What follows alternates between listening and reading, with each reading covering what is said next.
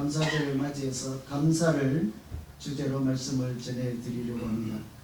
감사는 곧 믿음이다 하는 제목으로 전하려고 합니다.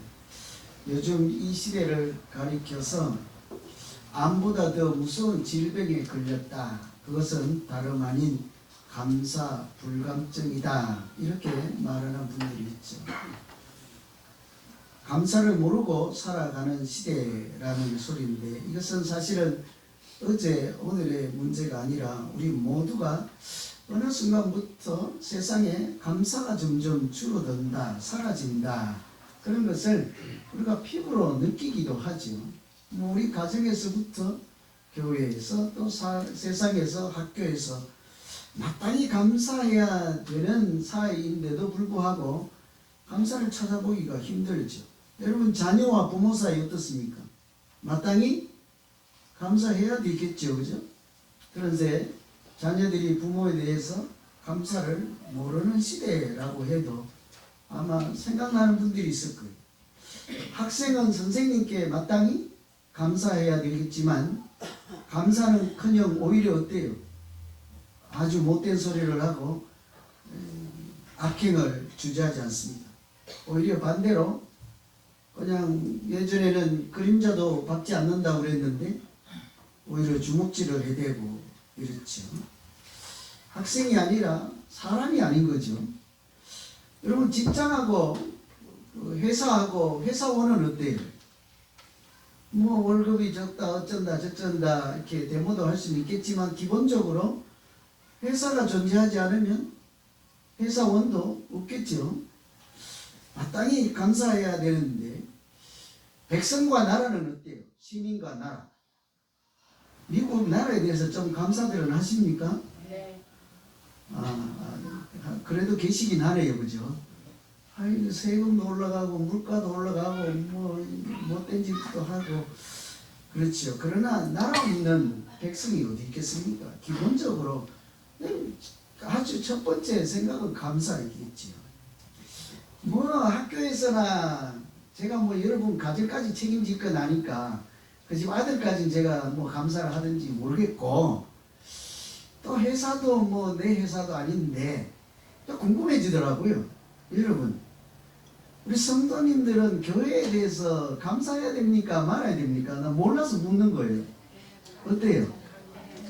저는 강변은 안 해요. 그냥 궁금해서 그런 거예요. 왜냐하면 부모는 자녀에게, 학생은 스승에게, 뭐 이렇게 가정에서 뭐 이렇게, 또 회사원은 회사에게, 백성은 국가에게, 그럼 교회는, 성도는 교회에게. 저는 제가 어거지로 주장한다 할까봐 답은 모르겠는데, 여기까지도 좀 괜찮다 쳐요. 뭐 자유롭게 합시다.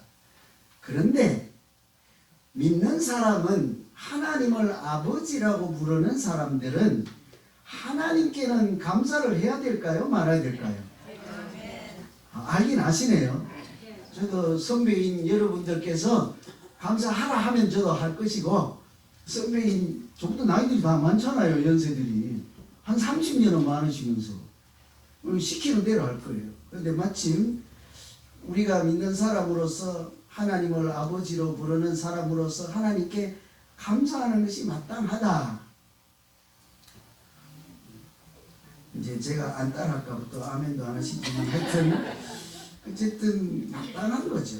그런데 그 마땅한 감사들이 어느 순간에 사라지고 줄어들고 그렇죠. 이런 현상들을 보면서 사람들이 감사하지 않는 것이 뭐 그렇게 중요한 일일까? 뭐 감사 안 하고 살면 그만이지 하고 가볍게 넘어갈 수도 있겠지만, 사실은 감사에 대해서 하나님께서는 뭐라고 하실까? 이 생각을 한번 해봐야 되지 않겠습니까? 그래도 우리는 하나님의 말씀을 귀담아 듣고 그 말씀을 생명의 양식으로 생각하는 사람들이니까, 감사를 하나님은 뭐라고 할까? 성경을 찾아보니까 감사가 없는 시대를 말세라고 했습니다. 디모데 후서에 보면 말세의 고통을 당하는 때가 이르리니 사람들은 자기를 사랑하고 돈 사랑하고 자긍하고 교만하고 회방하고 부모를 거역하고 감사치 아니하며, 감사하지 않는 것을 말세에 나타나는 현상이라는 거죠. 말세는 시간적으로 끝이다라는 개념도 있겠지만 멸망의 시대다. 이제 곧 망한다는 거죠.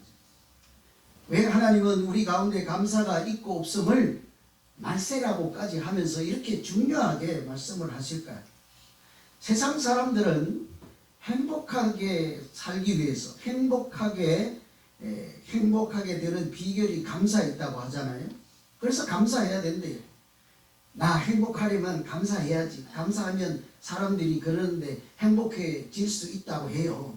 그러니까 세상 사람들이 감사를 한다는데 우리는 행복한 것이 문제가 아니라 믿음으로 사는 사람들, 우리의 믿음 생활과 감사가 이게 어떤 관계가 있을까 문제이지 않겠어요? 감사는 우리 믿음과 결부가 되어 있어서 우리가 믿음 생활할 때, 신앙생활 할 때 빼놓을 수 없는 게 감사라는 말씀이죠. 왜 그런 거 하니 하나님께서 우리에게 원하시는 것, 우리가 어떻게 살기를 바라시는 하나님의 마음은 감사하며 사는 것이기 때문이죠. 그래서 우리가 우리를 향하신 뜻이 감사라고 하니까 이 하나님은 뭐라고 하시든지 간에 나는 모르겠다. 그냥 평소 하던 대로 불평 원망하고 감사 안 하면서 살란다. 그럴 수가 없는 노릇인 거죠. 그래서 저는 오늘 이 말씀 통해서 우리 모두가 우리 인생에 또 신앙생활에 감사가 충만해서 우리의 믿음 생활이 건강하고 또 우리의 인생도 아름다운 우리 모두 되시기를 간절히 기원합니다. 감사가 우리 인생도 우리의 믿음 생활도 얼마든지 바꿀 수 있기 때문이죠. 뿐만 아니라 하나님께서 우리가 하나님께 드리는 감사를 보고 하나님은 어떻게 반응하시고 또 어떻게 그 감사 가운데 역사하실까 이런 것을 같이 생각해 보면 되겠습니다. 우선은 하나님은 우리가 드리는 감사를 통해서 영광을 받으십니다. 감사로 하나님은 우리가 감사할 때 하나님은 기뻐하시고 하나님께 영광을 돌리는 것으로 인정해 주신다는 말씀이죠. 오늘 23절 보시면 감사로 제사를 드리는 자가 나를 영화롭게 한다 그러잖아요. 하나님께 감사를 드리는 자는 하나님께 영광을 돌리는 사람이다. 이렇게 간단히 설명할 수 있죠. 감사로 제사를 드린다는 것은 옛날에는 제사를 드린다 그러고 신약에서는 예배를 드린다 그러잖아요. 예배로 하든 감사 제사로 하든지 하나님께 드리는 행위 또는 뭐 이렇게 오늘 과일을 드리고 우리가 추수감사절기 예물을 헌금을 드리고 하는 것도 중요한데 그 드리는 예물도 보시고 우리가 드리는 예배 찬양과 기도 다 보시지만 한 가지 더 보시겠다는 거잖아요. 뭐를요? 드릴 때 감사로 드리는지. 그러니 그냥 제사를 드리는 자 예배를 드리는 자가 나를 영화롭게 하느니라 하지 않고 뭐래요? 감사로 제사를 드리고 감사로 예배를 드리는 자가 하나님께 영광을 드린다. 감사가 하나님께 영광을 돌리는 수단이라는 거죠. 여러분 내가 어떻게 하나님께 영광을 돌리는 대단한 일을 하면서 믿음 생활을 하겠습니까? 내가 무슨 장로가 되고 뭐 목사가 되고 선교사가 되고 뭐 더 무슨 일을 하겠습니까? 나 못해요가 아니라 하나님이 영광을 받으시는 것은 그런 직위에 있지 않다는 거죠. 그런 이름에 있지 않다는 거예요. 뭐가 있다는 것이 내가 드리는 감사 가운데 하나님은 영광을 받으신다 하는 거죠. 어떻게 우리가 감사를 영광을 드려요? 감사하는 순간에 하나님은 은혜 뭐래요? 이렇게 영화롭게 한다 인정하십니다. 그런데 오늘 이 말씀을 잘 읽어보면 하나님께서 감사로 제사를 드리는 자가 하나님을 영화롭게 한다 이 말씀을 하시잖아요. 제가 어제도 지난 일주일간 말씀 준비하면서 잘 읽어보는데 여러분 이런 말씀을 누구에게 했는지 아세요? 감사로 제사를 드리는 자가 하나님을 영화롭게 하는 자니라. 누구 보고 했을까요? 어떤 사람에게? 믿음 있는 사람. 좀 쉽게 생각하면 감사를 잘하는 사람에게 그랬을까요? 아니면 감사를 전혀 모르고 항상 불평불망하는 사람에게 얘야 너 알기는 아니? 감사로 제사를 드리는 자가 나를 영화롭게 하는 자니라. 누구에게 했을까요? 자, 감사하는 사람, 감사 안 하는 사람. 좀 헷갈리시는군요. 그죠? 감사 안 하는 사람. 오늘 말씀 22절에 보면 하나님을 잊어버린 자. 그들에게 하나님이 말씀하시기를 그런 하나님을 잊어버린 너희들이여. 너희 아니? 너희 이 사실을 아느냐? 감사로 제사를 드리는 자가 나를 영화롭게 하는 자니라. 너희 하나님을 잊어버린 자들아. 그러면요, 하나님을 잊어버린 자들에게 나타나는 현상이 뭐예요? 감사가 없는 거예요. 하나님을 모르는 사람들은 감사할 이유가 없습니다. 그냥 자기 스스로 태어난 줄 알지. 우리도 사춘기 아들들, 우리도 다 사춘기 지났잖아요. 우리 부모들을 볼 때 다 뭐라고 했습니까? 나보다 못 배웠고, 나보다 어쩌고 저쩌고 어쩌고. 그래서 뭐 이렇게 우리가 삿대질하고 그랬잖아요. 다 무시했잖아요. 왜 또 저만 쳐다보세요? 저만 그런 줄 알고. 예를 들어서 하는 거지.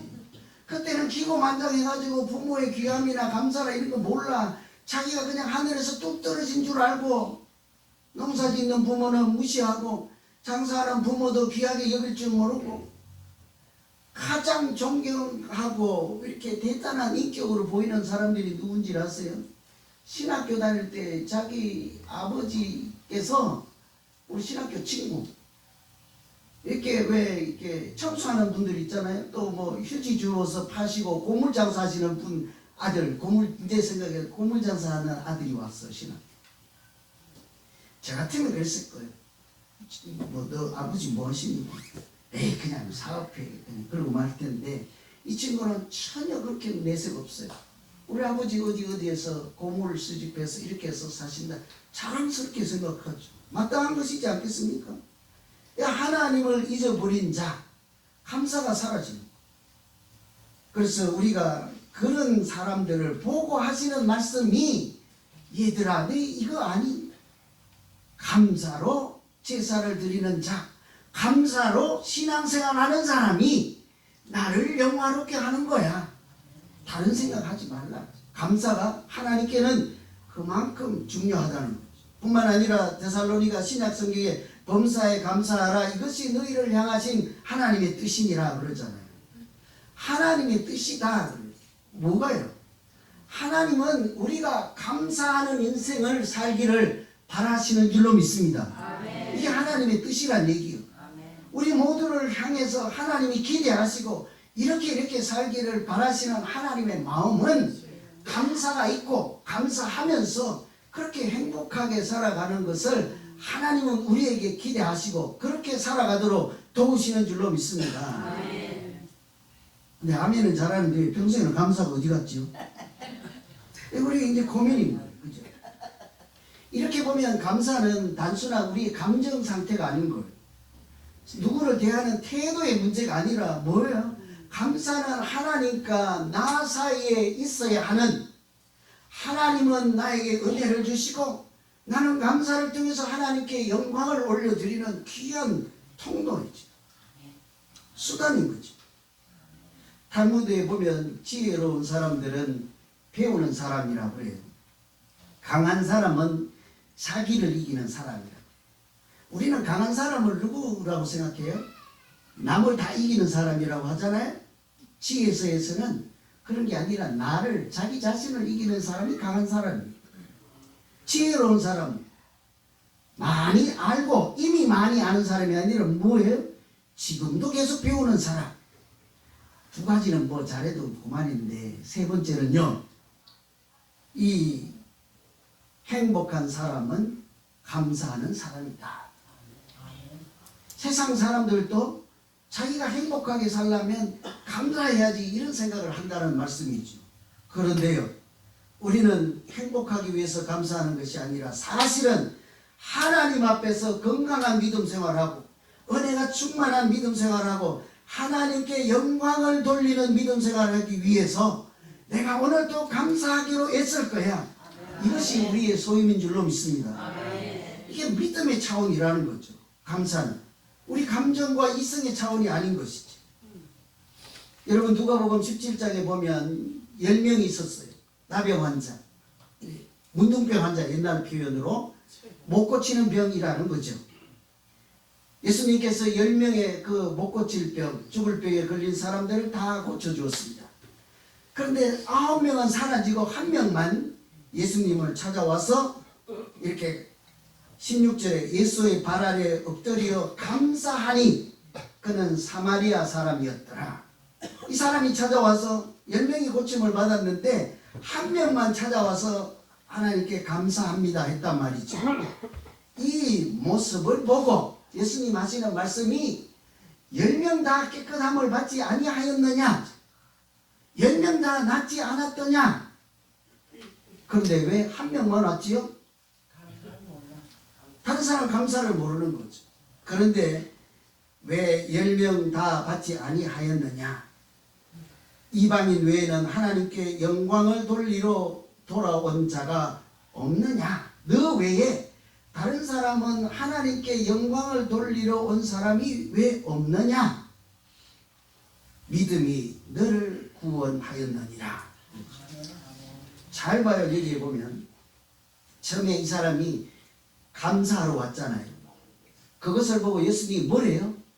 착하다 하지 않고 하나님께 영광을 돌리러 온 사람이 있느냐? 감사와 하나님께 영광을 돌리는 문제가 연결되고 있지요. 그리고 그 다음에 뭐래요? 내 믿음이 너를 구원하였느니라. 어디와 연결됩니까?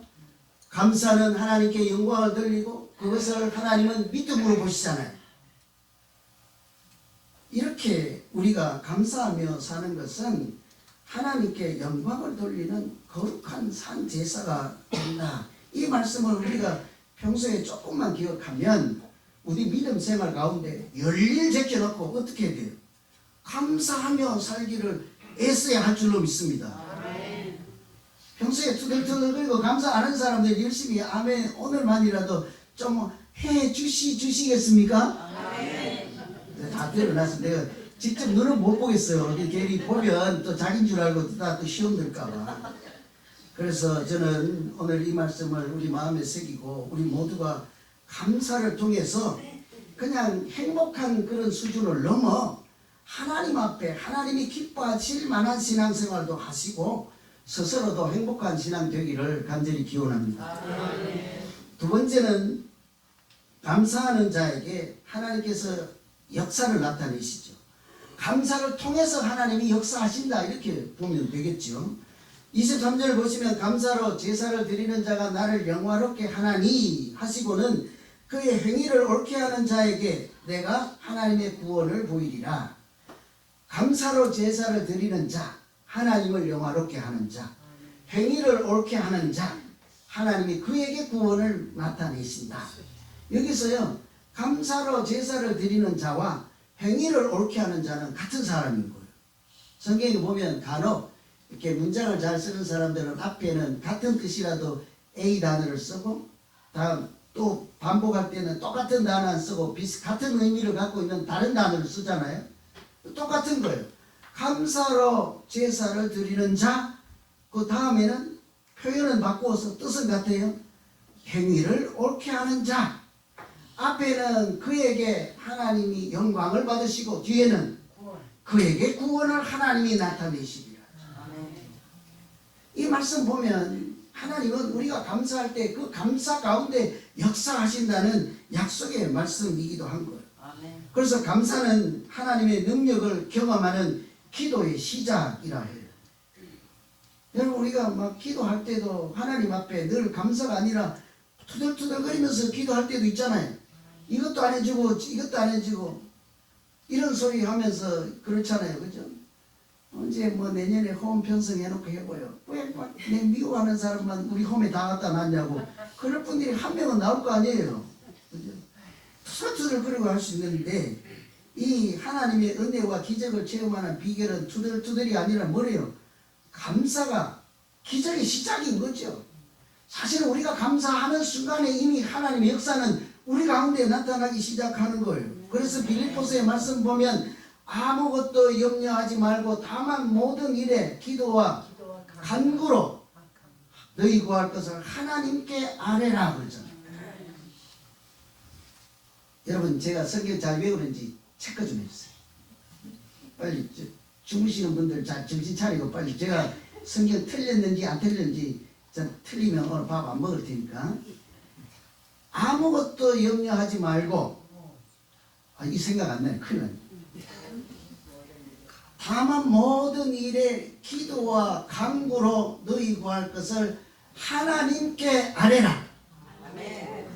잘했어요? 못했어요? 뭘 잘해? 하나 빼먹었는데. 아무것도 염려하지 말고 다만 모든 일에 뭐예요?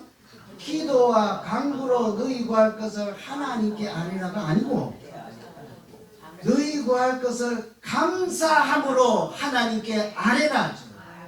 그리하면 예수 그리스도 안에서 하나님의 평강이 너희 마음과 생각을 지키시리라. 하나님이 언제 우리에게 평강을 주시고 마음과 생각을 지켜주신다고 약속하십니까? 모든 일에 염려가 아니라 감사함으로 너희 구할 것을 하나님께 아뢰을 때 있죠. 여러분 아무리 불이 나고 어려운 일이 있을지라도 하나님 앞에 무릎 꿇고 십자가 앞에 나올 때는 감사함으로 나가야 할 줄로 믿습니다. 그때 하나님이 우리에게 뭐예요? 우선 불을 꺼주지 않더라도 우리에게 뭐부터 주신대요? 평강을 주신대잖아요. 우리가 당황하지 않도록 넘어지지 않도록 우리의 마음과 생각을 먼저 지켜주신대잖아요. 호랑이 불에 가도 정신만 차리면 살아난다 하지 않아요? 어떤 경우에도 우리의 마음과 생각에 평강이 있고 하나님이 우리의 마음과 생각을 지켜주시면 얼마든지 믿음으로 승리하는 길로 나아가게 될 줄로 믿습니다. 이게 염려와 불평, 불만은요 기도 문을 닫아버려요. 그런데 감사는 오히려 기도 문을 활짝 여시고 구하기도 전에 모든 문제가 사라지기도 전에 하나님이 우리의 기도를 다 해결하기도 전에 먼저 우리에게 평강이 임하게 하신다. 감사해야 될 이유이죠. 여러분 예수님께서 오병이어 기적을 베푸시잖아요. 오병이라는 게 떡 5개와 물고기 2마리로 몇 명을 그때 이렇게 먹여야 되죠? 오병이어로 몇 명을 이렇게 먹여 살렸습니까? 5,000명이잖아요. 뭐 4,000명 아니고 오니까 5,000명이잖아요. 그런데 예수님께서 그 작은 물고기와 떡을 가지고 모인 군중에게 나누어 주기 전에 하신 일이 하나 있는데 뭔지 아세요? 예수님께서 떡을 들어 하늘을 보며 우러러 축사하시고 그것을 제자들에게 나누어 주었더니 5,000명이 먹고도 남았더라. 이렇게 나눠주지 않습니다. 이걸 이렇게 물에 불려서 조금씩만 떼주라 그렇게도 하지 않아요. 뭐래요? 작은 걸 가지고 투덜투덜 원망하지 않습니다. 제자들은 이것 가지고 누구 입에 불칠하겠습니까? 이런 소리 해댈 때 주님은 뭐래요? 하늘을 들어 하늘을 우러러 보시며 축사하시고 어려운 단어죠. 다른 버전의 성경을 보면 감사기도 드리고예요. 예수님은 먼저 감사기도 드리고 먼저 감사기도 드린다는 게 뭐겠습니까? 지금 내 손에 있는 것은 적지만 하나님께서 우리 모두에게 부족하지 않도록 채워주실 줄로 믿사오니 나머지는 하나님 모든 것을 맡겨드립니다. 미리 감사죠. 감사는 미리 하는 거죠. 그죠? 미리 하는 거죠. 하나님이 하실 것을 믿고 미리 하는 것이지 않겠습니까? 그래서 예수님도 모든 기적을 베풀기 전에 감사를 할 때 그 감사 가운데 하나님의 은혜가 충만케 되잖아요. 그래서 사람들은 이 감사라고 하는 것이 부족한 가운데 결핍되었을 때 없을 때 하나님이 기적이 하나님께서 베푸시는 기적이 임하는 통로다 그렇게 얘기하죠. 현재의 부족함보다 능력이 무한하신 하나님께 초점을 둘 때 감사할 수 있기 때문에 이미 가지고 있는 것을 보지 않습니다. 그것을 가지고도 감사하며 그것으로 하실 하나님의 일에 소망을 두고 기대할 때 하는 것이 감사이지. 그것은 마음과 우리의 생각의 표현이 아니라 믿음의 표현인 줄로 믿습니다. 그래서 우리가 어떻게 감사하며 살까 이렇게 찾아보다가요 한 사람 이야기하고 제가 마칠게요. 미제너 겐조라고 하는 사람이 있는데 이분은 47살에 돌아가셨어요. 어릴 때는 열심히 뛰어놀던 학생이었습니다. 초등학교 4학년 때까지 산으로 들로 뛰어다니는데 그 당시에는 홍역이 있었죠. 홍역으로 열이 이렇게 가서 소아 뇌성마비가 걸려서 전신이 마비되어서 할 수 있는 것은 눈동자 굴리는 것, 귀 살아있어 귀 들리는 것 두 가지밖에 없는 것. 아니 뭐 어릴 때 뛰어놀던 그 어린 아이가 아직도 꼬맹이잖아요. 그런데 뭐 어떻게 살아가요? 그런데 한 11살 이 무렵 때 12살 정도 되었을 때 이웃 교회 목사님께서 그 집에 빵을 사러 왔다가 빵가게 하는 집인가 봐요. 빵을 사러 왔다가 성경책을 하나 선물로 주고 갔죠. 그 눈은 되니까 성경책을 읽고 예수님을 만나게 돼서 매일같이 성경을 읽을 때 한 가지 발견한 거예요. 나 같은 사람도 살아갈 존재할 이유가 있구나. 성경을 읽어보고 자기가 그것을 알게 된 거죠. 하나님이 그에게 그 말씀을 들려주셨겠지요. 너같이 그런 사람이라도 살아갈 이유가 다 있단다 하는 것을 알게 되고 그때부터 예수를 영접하고 시를 쓰기 시작한 거예요. 여러분 한번 생각해봐요. 눈동자만 움직일 수 있어요. 귀만 들려요. 시를 어떻게 쓰지요? 연필도 못 잡는데. 벽에다가 어머니가 ABCD 딱 붙여놓고 가나다라 붙여놓으면 글자 톡 찍으면 눈동자 깜빡하면 엄마가 글자 하나 떼놓고 또 거기다 글자 하나 가리키면 그 글자가 맞으면 움직이고 아니면 가만히 있으면 지나가는 거죠. 그렇게 해서 시를 쓰는데 그 시가 나중에 책이 한 권이 되는데요. 10년 걸렸습니다.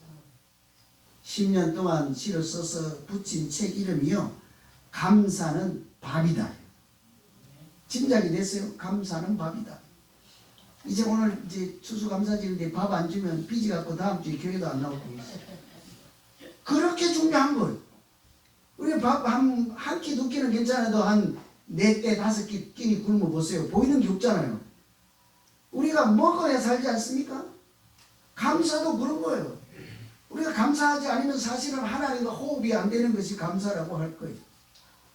그래서 제가 오늘은 설교 마무리를 잔소리 안 하고 이분이 쓴 시를 한 편만 한 수만 읽어드리려니까 너무 아쉬워. 제가 어젯밤에 계속 10편 있다가 그래도 그 중에 몇 개 골랐으니까 우리가 어떻게 감사하며 신앙생활 할까를 생각하면서 한번 들어보세요. 제목은 가을이에요. 사과가 익어가는 가을에 몸이 불편해졌고 코스모스가 필 즈음 처음으로 예수님 이야기를 들었고 성경을 읽었으며 귀뚜라미가 우는 밤 구원의 기쁨으로 잠을 이루지 못했다. 몇 살 때 쓴지는 몰라요. 꼬맹이 때부터 쓴 시. 별로 감동이 안 되는 것 같아서 다른 거 하나 드리거든요. 제목이 산다예요. 산다. 이 중에 어떻게 감사가 내 가슴에 들어오는지 잘 살피면서 들어보세요. 이분이 불평하며 썼는지. 제목이 산다. 하나님의 크신 손 안에서 달팽이는 달팽이답게 기어가며 반딧불 꽃은 반딧불 꽃답게 피고 청개구리는 청개구리답게 울며 하나님의 크신 손 안에서 나는 나답게 산다. 눈물 안 나요. 눈동자만 움직이는 사람인데 귀는 귀밖에 없는데 근데 이분이 하시는 말씀이 뭐예요? 나는 나답게 산다. 하나님 안에서 존재의 의미를 이렇게 찾았을 때 이런 소리 할 수 있는 거죠. 엄마 고마워요. 오늘 권사님 보내신 유가족들을 생각하면 어젯밤에 자꾸 생각이 나서 뺄까 했는데 그래도 한번 엄마 고마워.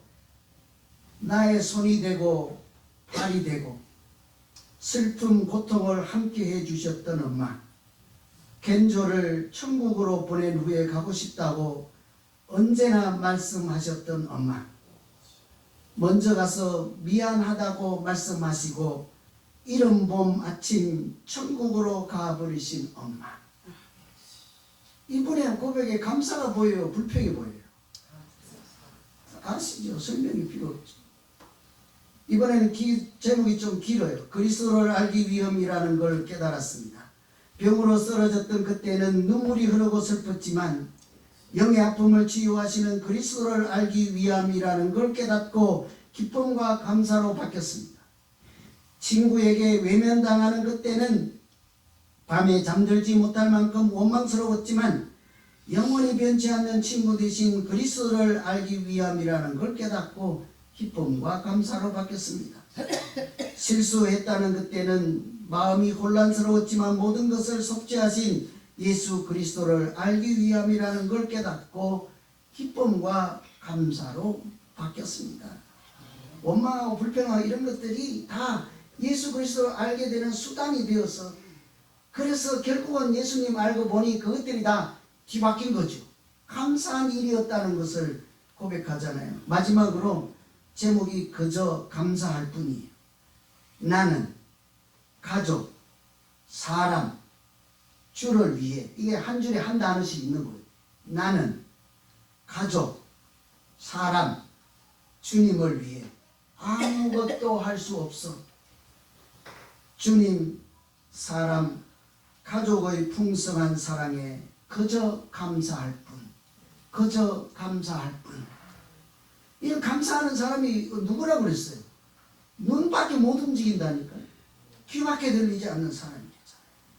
여러분, 이처럼 감사는 하나님을 만난 기쁨을 표현하는 사람의 마음입니다. 육신의 건강을 위해서 밥을 먹듯이 매일매일 하나님께 감사를 드릴 때에 하나님은 그 감사를 오히려 우리의 영혼을 살리는 밥이 되게 하실 줄로 믿습니다.